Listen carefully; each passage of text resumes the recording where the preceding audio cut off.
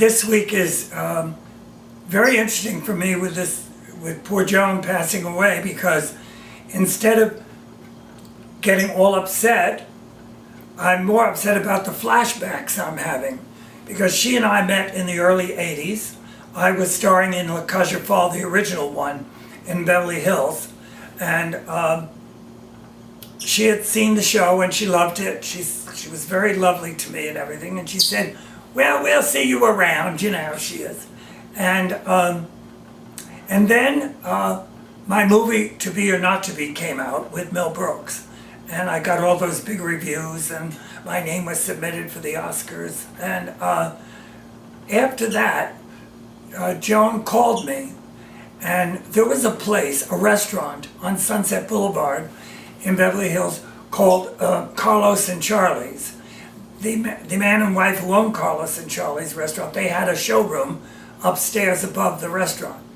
And they had been very supportive and helped Joan a lot in some of her dark times.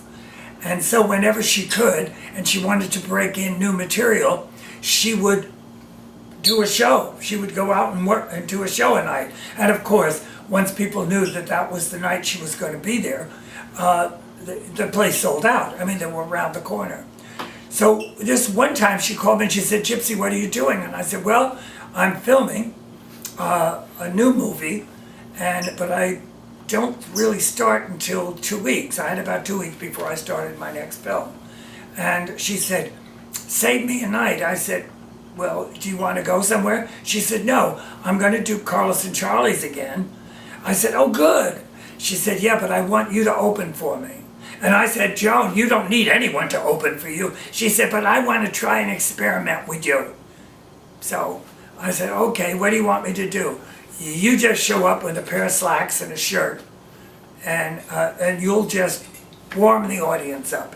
I said, you don't need that. She said, trust me. So I did.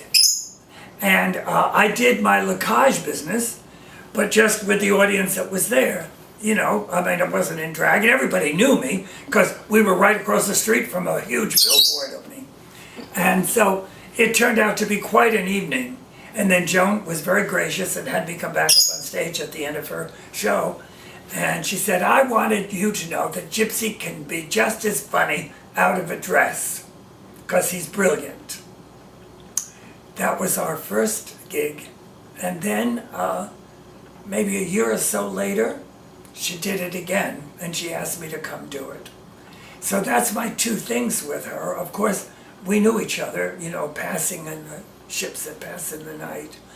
But one of the great things that she taught me, and I know that's what she meant so many times in her interviews, it's not important how fabulous you are or how successful you are. It's the fact that you can make at least one person in an audience smile. And that smile means that they will always remember. So you're never forgotten. And I've never forgotten that, what she said, that there's no ever forgetting. It's only remembering. And when people remember you, that's your legacy.